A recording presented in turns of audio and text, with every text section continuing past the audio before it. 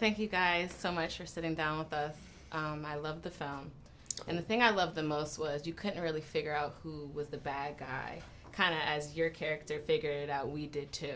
So tell me, when you signed on to do this film, what was it like once you knew who your characters were going to be? I mean, they're both complex characters, so tell me a little bit about that. It just ended up in a place that I didn't see coming, and I think that just made for a really interesting story.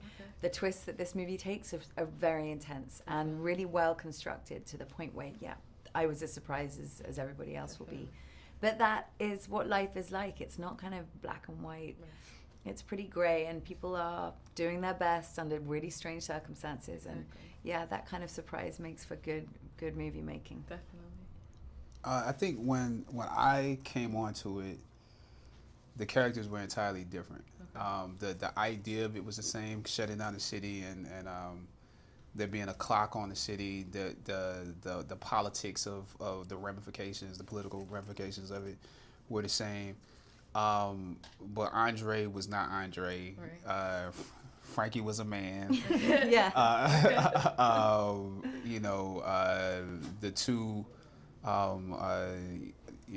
Michael and Ray were entirely different races. It all was different, and so it's been interesting to me actually to see the complexity of the characters grow and how things change once you change gender and change race and change all those different things. Yeah. I was white, you know what I'm saying, like originally. So all that has been the most interesting part for me, because that was part of the collaboration with Brian, the Russos, and Michael Carnahan, the writer. Okay. Well, it kind of gives like a different dynamic of all your characters once, I guess, it changed up. Yeah. So Chadwick, you're used to playing heroic figures. I mean, Black Panther, 42, everything.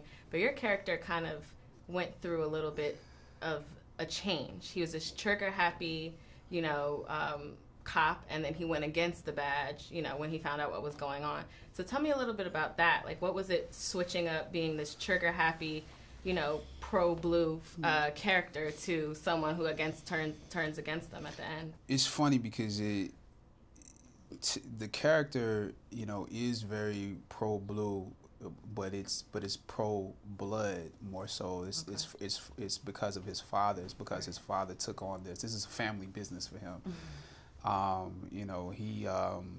He's lost his father because of a quest for justice, and he now has that same quest. Just in finding out, this is a backstory that's alluded to, like at the end of the movie. Who killed his father, and he's therefore a person who's misunderstood. His shootings or kills are because he has that need for justice and is willing to get close to evil. Definitely. So therefore, if you're not so,